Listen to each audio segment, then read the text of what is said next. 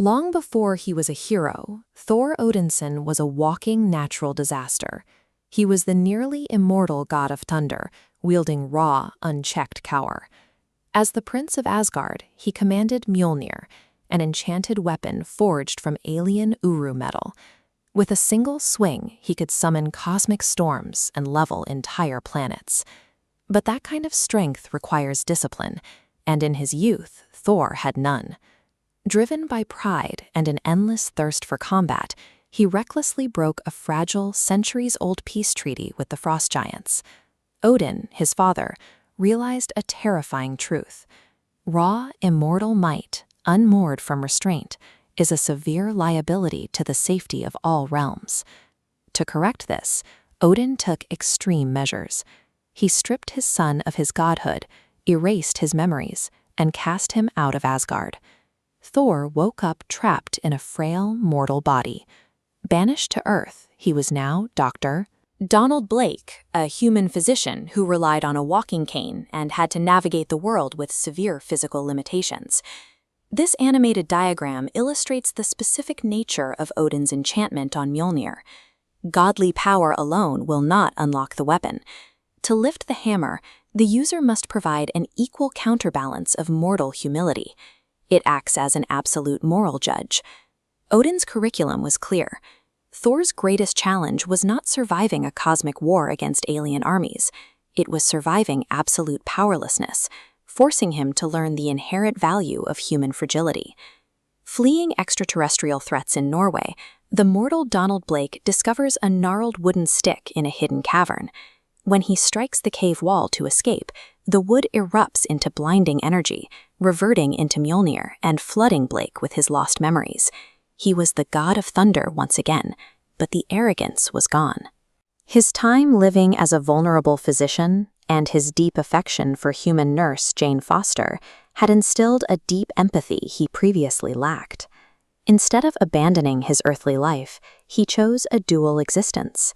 He balanced his royal duties in Asgard with his medical practice, eventually seeing through his brother Loki's deceptions to help found the Avengers. His tether to mortal vulnerability became his greatest asset. Stripped of his Asgardian supremacy, he learned the exact brand of humility that made him Earth's most effective defender. Protecting two distinct realms exposed Thor to a continuous cycle of violence. He clashed with Hela, battled the death god Seth, and faced the fire demon Surtur. This logic tree reveals Mjolnir's authority bypasses royal bloodlines, rejecting unvirtuous Asgardians and approving anyone meeting its cosmic standard.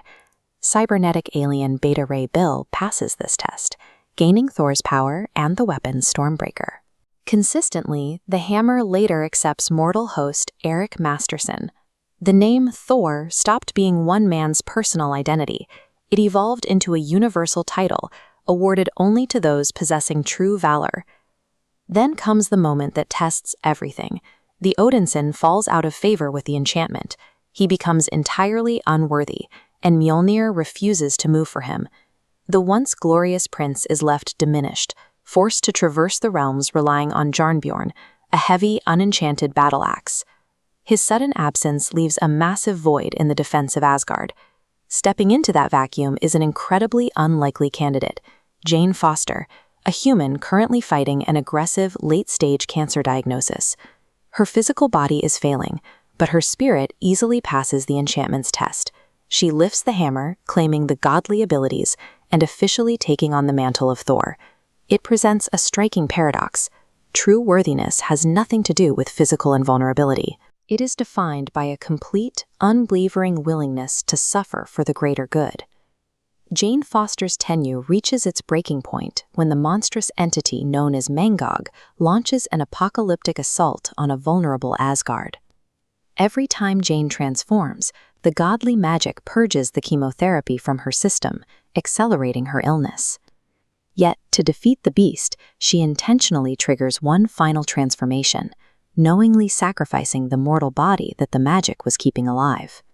She manages to defeat the monster, buying the Asgardians enough time to evacuate. She survives the ordeal, but officially steps down from the role, clearing the path for the Odinson to eventually earn back his name. Wielding the power of the storm is not an inherited right guaranteed by royal blood. It is a grueling, continuous struggle to earn the privilege of standing between the universe and its destruction.